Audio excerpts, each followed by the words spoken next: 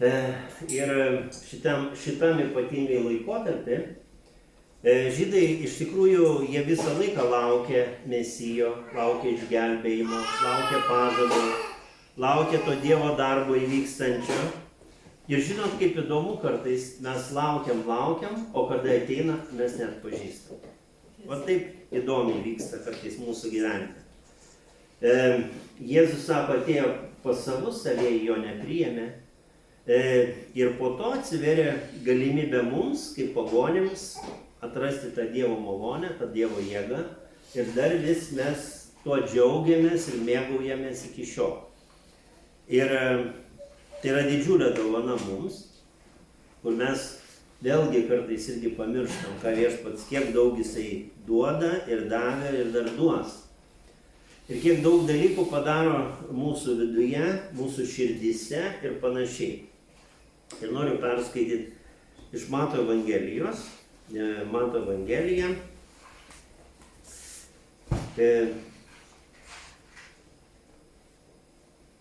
Pats pirmas skyrius. Nuo 18 iki 25 eilutės.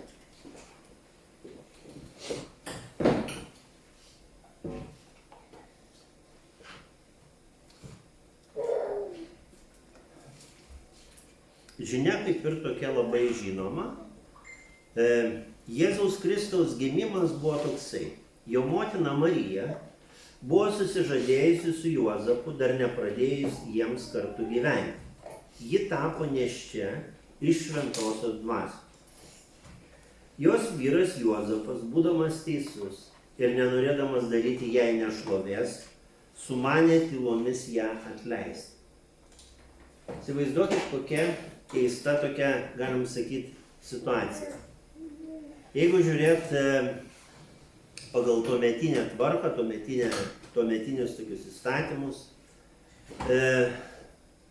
kada tu turi sužadėtinę ir staiga tu sužinai, kad tavo sužadėtinė laukėsi, nors tu nepradėjai gyventi su ją kaip su sužadėtinė, tai didžiulis skandalas, kuris gresia netgi mirtimi.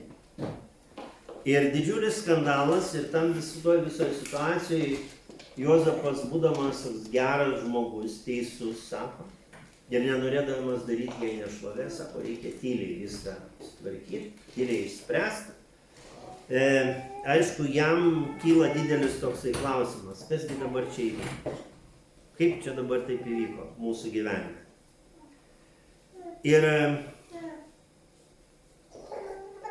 su tuo klausimu jis greičiausiai ir gulasi, ir keliasi, ir masto, ir didžiulis nerimas jo širdyje. Ir kai jisai tik nusprendė padaryti tokį žingsnį, sako, sapne pasirodė jam Viešpaties angelas ir tarė, Juozapai, Dovydo sūnau, nebijok parsivesti į namus savo žmonos Marijos, nes jos vaisius yra iš šventosios dvasios. Įdomiai čia skamba. Sakoma, kad Marija yra jo sužadėtinė, bet sako, tu nebijok parsivesti savo žmonos Marijos. Prasme, tu nebijok, kad jinai pataptų tavo žmona, nes tas, kas yra joje, yra iš šventosios dvasios. Ir sako, ji pagimdys sūnų, kuriam tu duosi vardą Jėzus, nes jis išgelbės savo tautą iš jos nuodėmių. Viskas tai įvyko, kad išsipildytų, kas buvo Viešpaties pasakyta per pranašą.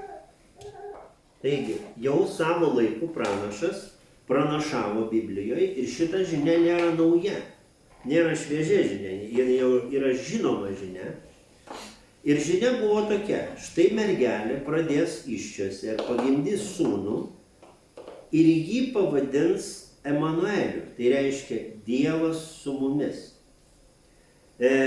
Įdomu yra tai, mes jau kalbėjom ankstesnius sekmadienius, va ta žinia, kad Viešpats ateina su ta labai aiškia žinia, kad Viešpats sako, aš su jumis.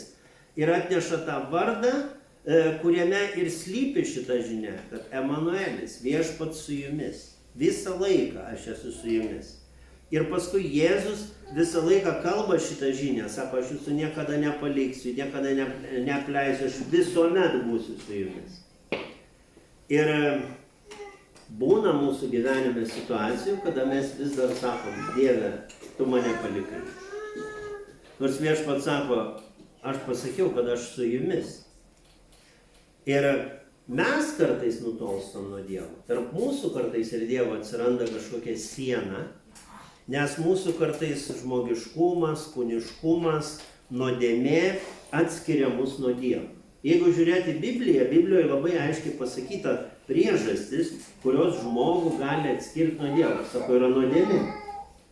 Ir kada mes pašalinam nuodėmę, to atsiskyrimo nuo Dievo nebelieka. Mes vėl sugrįžtam į santykį.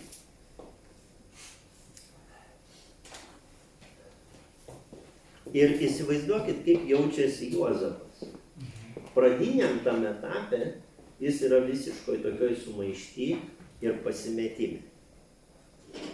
Kai mūsų gyvenime įvyksta dalykai, kurių mes neplanavom, negalvojom, nesitikėjom, mes labai linkę pasikliauti kažkokiu žmogišku supratimu, žmogiškai išmintim, ir kažkokiu ieškoti tokių žmogiškų kelių.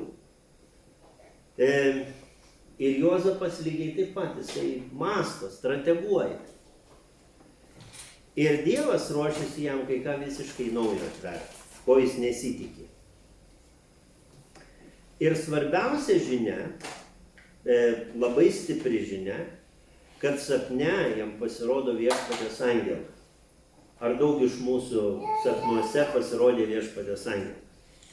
Nežinau, man per visą tą įtikėjimo laikotarpį, per tos daug metų, nemačiau aš Viešpaties angelų. Veikimą tu gali matyti, kaip Dievas veikia, bet matyti netgi sapne Viešpaties angelą ne visiems pavyksta. Čiurlionis bandė nupiešti. Bet žodžiu, dažnai, aišku, mūsų įsivaizdavimai iš įvairiausių knygučių, literatūros, dar kažkur, mes kartais turim labai tokį įdomų įsivaizdavimą, piešiam ten su 2 sparnais, su dar kokiais tai ženklais, rūbais ir panašiai. Kažkiek, jeigu bibliškai žiūrėt, tai reiktų įsivaizduoti, kad tai yra labai aukštos būtybės angelai, tai nėra mūsų ūgio, tai kokių 6 metrų, pavyzdžiui, būtų realiau kažkas. Ir sparnų greičiausiai ne 2, o kokie 6, bet kažkiek galima šį beitą rasti užuominas tam tikras.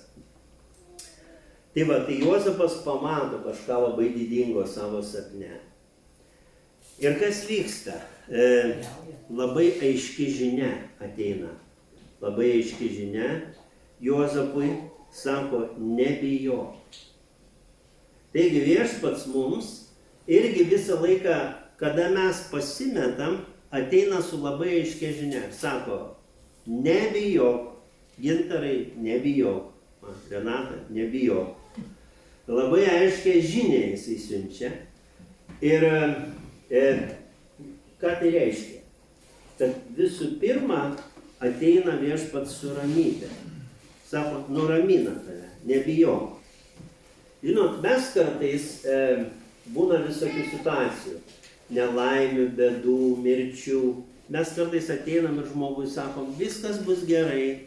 Ir mes negalim garantuoti, kad bus gerai. Mes tik tikimės, kad bus gerai. Ir čia yra toks kaip ir paguodo žodis. Bet kada Viešpats sako nebijok, tai reikėtų to ir tikėti, kad nebijok. Ir toliau Dievas jam sako labai aiškiai, ką jisai turi daryti. Parsivest Mariją kaip savo žmoną jau į savo namus. Ir mums padrąsinimas, kad kur veikia Viešpats, ten nereikia bijoti, nes Dievo planai visuomet yra geri. Galbūt kartais mes ne visada juos suprantam, bet jie yra geri.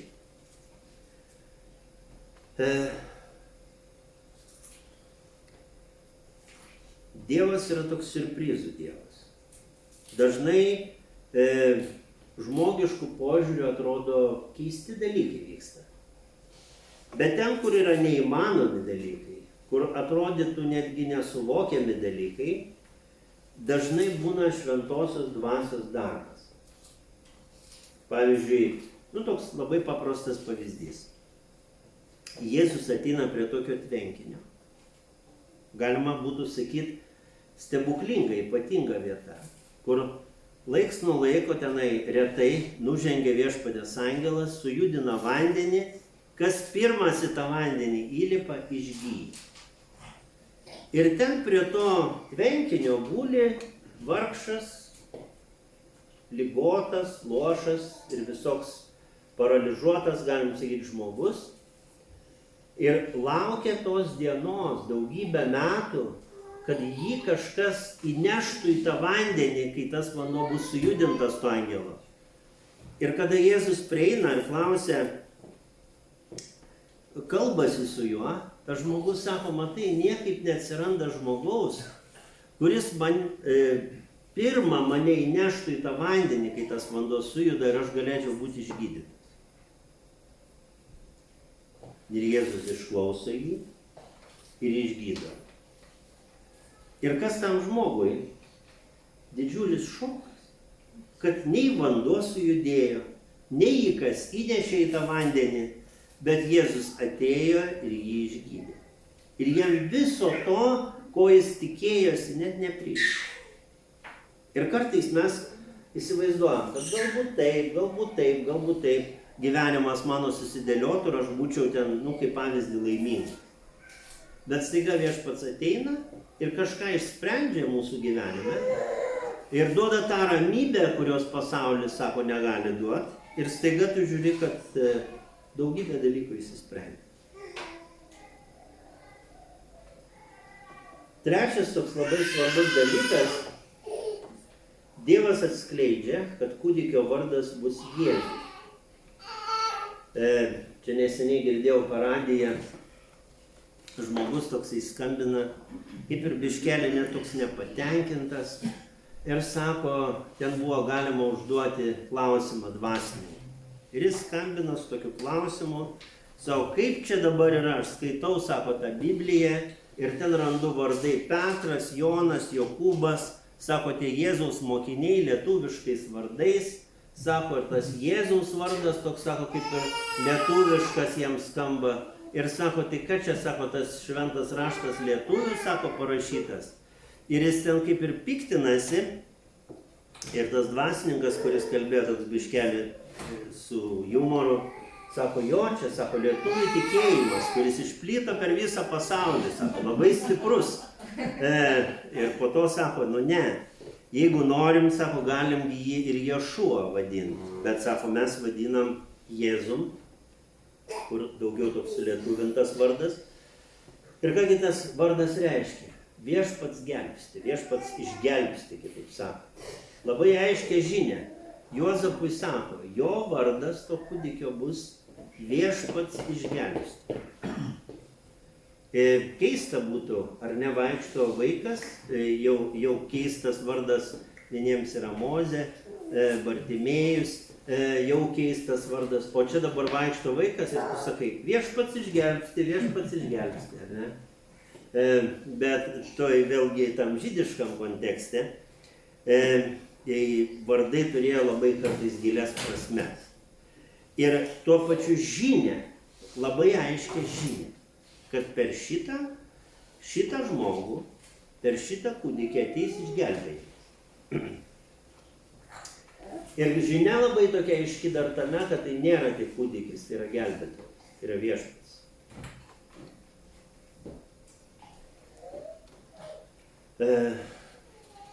Taigi, 22-23 eilutė sako, visa tai įvyko, kad išsipildytų, kas buvo Viešpaties pasakyta per pranašą. Štai mergelė pradės įsčiose ir pagimdys sūnų ir jį pavadins Emanueliu, tai reiškia Dievas su mumis. Cituoja Izaijos 7 skyrių 14 eilutę. Pažadas per šimtmečius, tūkstantmečius netgi, nuo Adomo nuopuolio Edeno sode, žmonija atskirta nuo Dievo. Tačiau Viešpats sako, ateina kitas laikas, kada vėl galima bus priartėti prie Dievo. Vėl naujas etapas. Ir ne tik istorinis įvykis, bet esmė ta, kad Dievas sako, aš laikausi savo pažadų. Jeigu aš pažadėjau išgelbėti žmogų, aš jį išgelbėsiu. Ir jeigu tu jautiesi pasimetęs, Viešpats sako, aš tave irgi išgelbėsiu. Ir kame tu bebūtum, kada tu šauksis Viešpatis, aš išgelbėsiu. Yra labai tokia svarbi sąlyga Biblijoje - šauktis Dievo. Ne tik tai galvoti, ne tik tai tikėti, ne tik tai, kaip sakant, suprasti, bet šauktis Dievo. Ir jeigu tai pasižiūrėt, tokia, kas vyksta pasaulyje šiandieniniam, darosi madinga irgi Jėzų įtraukti į savo tokių, galima sakyti, pozityvių veikėjų sąrašą. Žmonės šiais laikais labai mėgsta pozityvą ir tai, kas yra pozityvu, susiję su Jėzum, jie sako, irgi tai yra gerai. Bet Dievo žodis sako, net nekalba vien tik tai Biblija apie pozityvumą, apie išgelbėjimą, apie malonę, apie gerumą, bet Biblija labai aiškiai kalba apie žingsnius, kad jeigu tu šauksis Viešpaties, tu bus išgelbėtas. Jeigu tu atgailausi, išpažinsi savo kaltes, jos bus atleistos.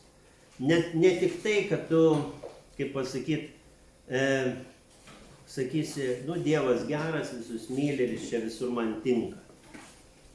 Ir aš galiu užsidėti jo atvaizdą ant maikutės, aš dar kažką tai galiu užrašyti žodį meilė po tuo ir vaikščioti ir sakyti, aš irgi Jėzų myliu.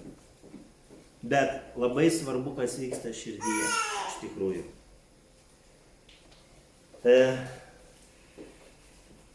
Kas įvyksta su Juozapu? Atsikėlęs, padarė taip, kaip viešpatės angelas jam įsakė ir parsivedė žmoną pas save. Jam negyvenus su ja kaip vyrui, ji pagimdė sūnų, kurį jis pavadino Jėzumi. Taigi, kas įvyko su Juozapu? Kodėl jisai parsiveda Mariją į savo namus? Iš baimės. Jis labai bijo Dievo, ne? Iš tikėjimo. Jis patikėjo šitą Dievo žinia. Dievas nenori, kad mes iš baimės darytumėm, jis nori, kad mes darytumėm iš tikėjimo. Nėra blogai bijoti Dievo, bet biblinė baimė, jin yra tokia, kad aš bijau ir myliu viename. Man brangu, dėl to aš nenoriu liūdinti savo viešpatės. Jeigu mes branginam kažką, mes nenorim elgtis bjauriai, kaip norėtų sakyti. Nes mums yra brangu.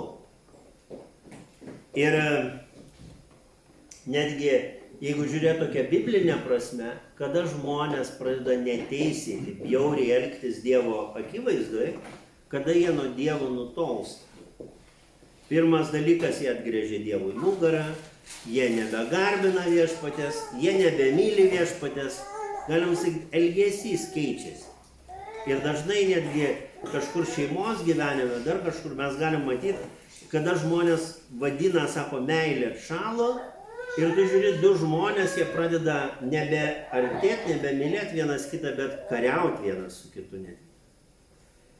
Ir tam pačiam šeimininiam gyvenime dažnai užtenka pakeisti nuostatą, pakeisti širdies nusistatymą ir staiga viskas keičiasi. Bet ir tam dvasiniam mūsų gyvenime užtenka atsigręžti vėl į viešpatį. Ir Dievo žodis sako, artinkitės prie Dievo ir jis artinsis prie jūsų. Labai dažnai mes norim, kad Dievas viską padarytų už mus. Mums nieko nereikia daryti. Dievas mus gelbsti, Dievas mus myli, Dievas mus traukia į dangų, nors mes ir nelabai norim. Dievas viską daro, žodžiu, o mes sakom, aš nežinau. Bet ne, viešpats sako, artinkis prie manęs, artėk prie manęs savo širdimi, savo vidumi, savo visomis jėgomis. Ir Juozapas galbūt neturėjo visų atsakymų savo gyvenime.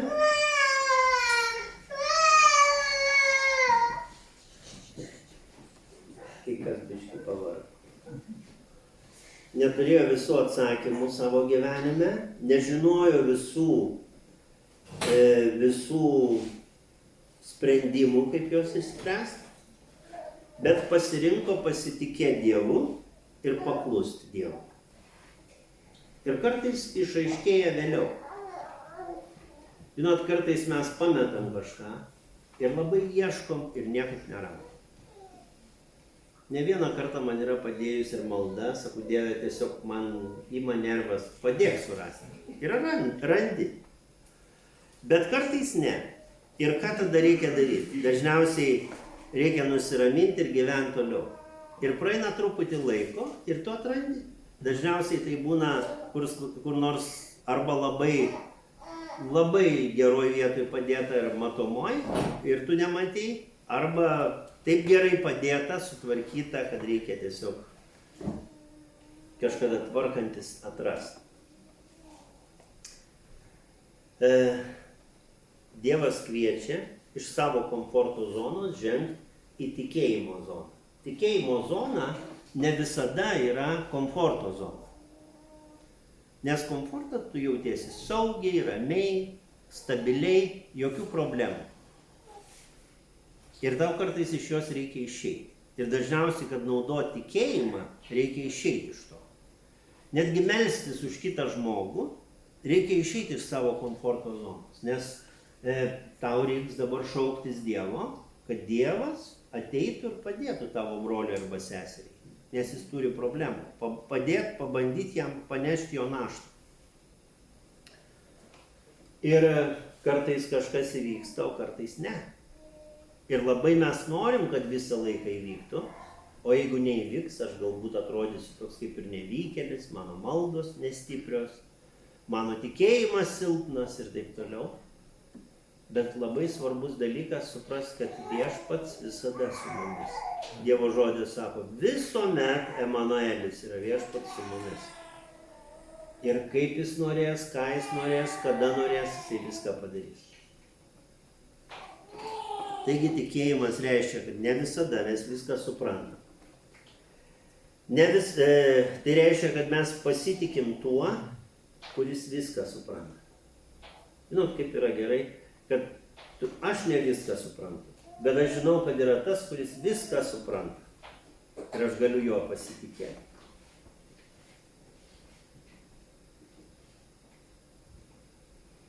Ir Juozapas tampa Jėzaus to žemiškuoju tėvu, ne todėl, kad viską labai gerai suplanavo, bet todėl, kad jis pasitikėjo Dievu ir Dievo planu. Ir tada Dievas laimina. Apie Juozapą mes nerandam labai daug parašymų, labai daug dalykų. Netgi kai kurie šaltiniai savo, kad jisai greičiausiai ir net negyveno labai ilgo gyvenimo. Bet randam labai stiprų liudijimą. Žmogaus, paprasto žmogaus, kuris nebuvo labai kažkoks ir didelis mokytojas, didelis veikėjas, paprastas darbininkas, dailydė, dirbantis paprastus dalykus, bet patikėjo Dievu ir gali pasakyti, kas Biblijoje apie ką sako, patikėjo Dievu. Buvo tokie žmonės, Abraomas, Jokūbas.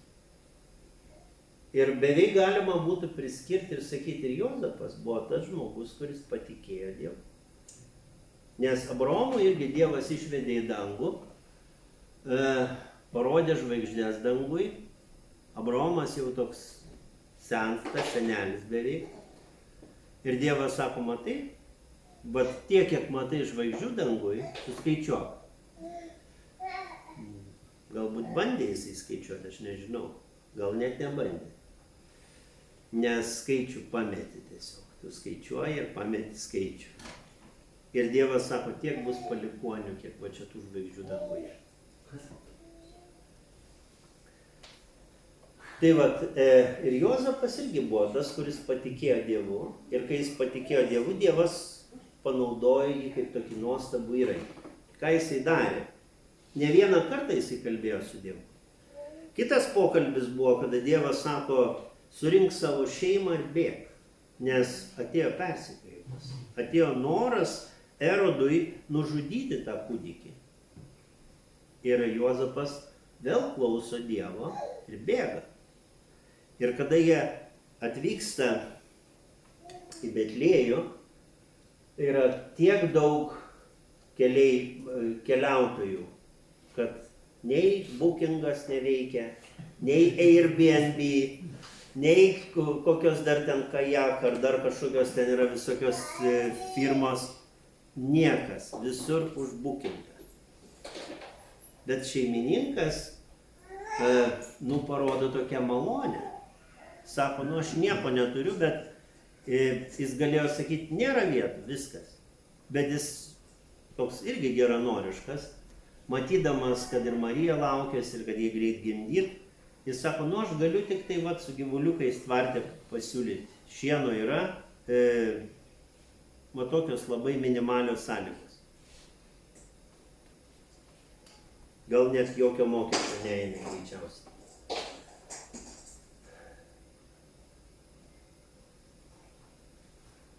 Koks mums padrasinimas šiandien? Kai gyvenime mūsų labai daug visokios sumaišties, chaoso, pasimetimo, mums priminimas, kad Dievas gali veikti labai galingai, daug galingiau negu mes suprantam. Daug galingiau. Ir tai mums, kas atrodo neįmanoma, Dievui yra proga parodyti savo jėgą. Netgi kada ten jaunuolis ligotas, Jėzaus mokiniai sako, dėl ko jis toks? Dėl savo tėvų nuodėmių, dėl kažko. Kodėl jis toks, sako, taip vargsta? O Jėzus sako, ne, kad Viešpaties vardas būtų pašlovinamas. Ir Dievas jį išgydo. Kai mūsų gyvenime būna tokie momentai, mes bijom ateities, bijom, kas bus rytoj, bijom karo, bijom dar kažko. Viešpats sako, nebijok, aš su tavim. Niekada jūsų nepaliksiu.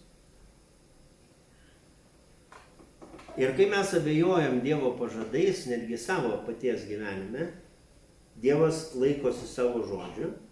Ir jeigu jis atsiuntė savo sūnų, kurį pažadėjo atsiųsti, jis išpildys ir kitus pažadus.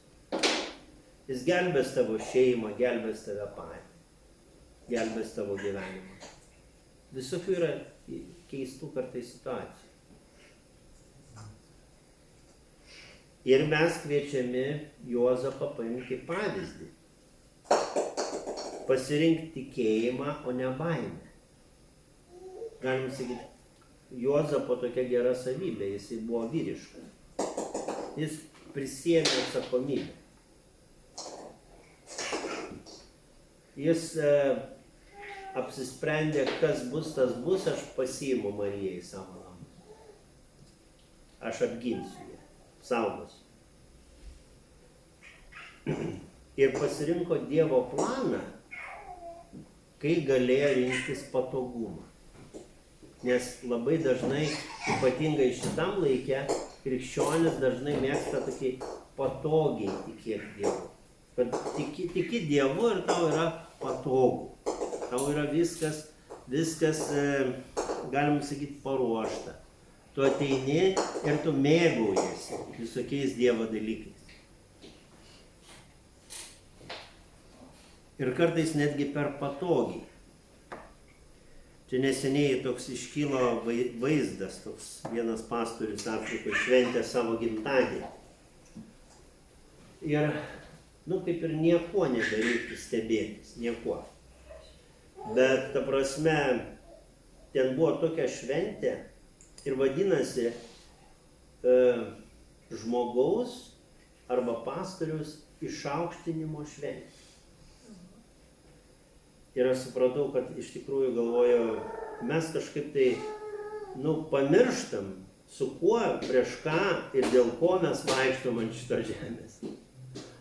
Ir ne dėl to, kad nuteisti, ten pasmerkti, ten visiškai, kaip sako, gali nekreipti dėmesio, bet ten buvo jis pasodintas į tokį sostą, neštas, ten visokių trimitai, garbė, ten daug visokio tokio pompastikos, dalyvavo kai kurie žinomi ten pastoriai iš kitų šalių irgi, važiuoja karietom tenai, vyksta toks, vos ne kaip Jėzus įžengė į Jeruzalę, tik tai daug didingiau dar visai. Ir galvoju, kaip svarbu yra suprasti, kad viskas yra iš jo malonės. Mūsų yra labai mažai nuopelno. Mūsų labai yra čia mažai. Ir apaštalas Paulius, netgi jis labai aiškiai sako, man sako skirta mažėti, o jums didėti. Jonas. Jonas. Tai vat mūsų tam gyvenime irgi Viešpats šaukia, kad mes būtume tokie maži kuklus. Net ir apaštalas Paulius, jisai savo tokį tą vardą pasirinko, kad mažas, toksai mažas, tarsi Dievo tarnas. Tai vat reziumuojant, noris, kad mes ne tik tai išverstumėm tokią gražią istoriją, gražų prisiminimą, bet tokia galinga tikrovė. Dievas su mumis ir atėjo gelbėti mus iš mūsų nuodėmių, atstatyti santykius su savim ir padovanot mums amžiną viltį ir amžiną džiaugsmą. Ir kaip Juozapas pašauktas tikėti Dievo planu, taip mes esam kviečiami pasitikėti kasdieną Dievu, kuris gimė, kad mus išgelbėtų. Ir kada tu žiūri į mažą tokį Jėzų, į Bartimėjus, pavyzdžiui, kuriam 3 mėnesiai, tai atrodo, kągi jis gali padėti. Ką jis gali padėti? Jam pačiam reikia daug pagalbos. Bet vėliau mes matom, kada žiūrim į Dievo žodį, ką daro Jėzus, jisai atperka visas mūsų kaltes ir nuodėmes. Ir kad mes esam kviečiami priimti jį kaip tokį asmeninį gelbėtoją. Ir kad šitas susitikimas mums būtų susitikimas su tuo gyvuoju Dievu, kur aš kviečiu Jėzau, ateik į mano širdį ir būk mano gyvenimo viešpats. Ir aš truputėlį, kaip tik prieš šitas kalėdas, žiūrėjau į teologinius tokius dalykus. Galima sakyti, vienų bažnyčių tokia tradicija ir būtent ta protestantiška tradicija. Kad protestantiškam evangeliniam tam požiūrį pagrindinis dalykas, kad pakviest Jėzų kaip gelbėtoją į savo širdį. Kad turėtų asmeninį santykį su juo.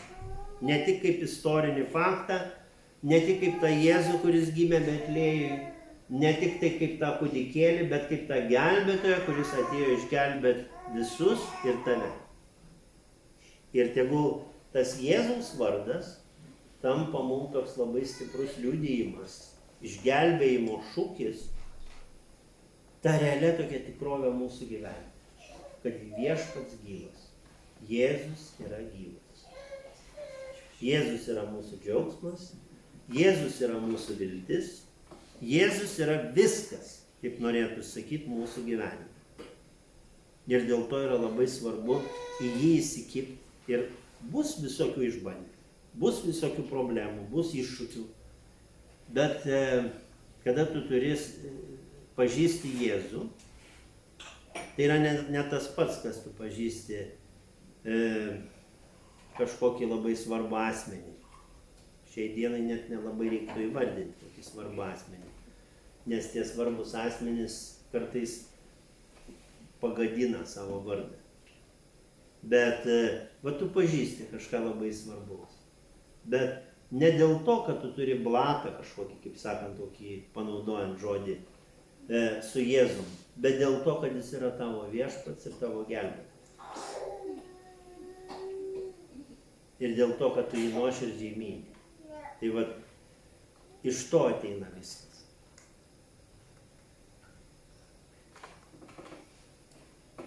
Ir ne veltui, pradedant Senu testamentu, baigiant Nauju, sako, mylėk Viešpatį visą savo širdimi. mylėk. O mylėt niekas negali priversti, nei pastorius, nei bažnyčia, nei geras draugas, nei žmona, nei vyras, nei niekas. Tik tai gali tai kilti tavo viduje. Tai atverkim savo širdis ir tiesiog mylėkim Viešpatį.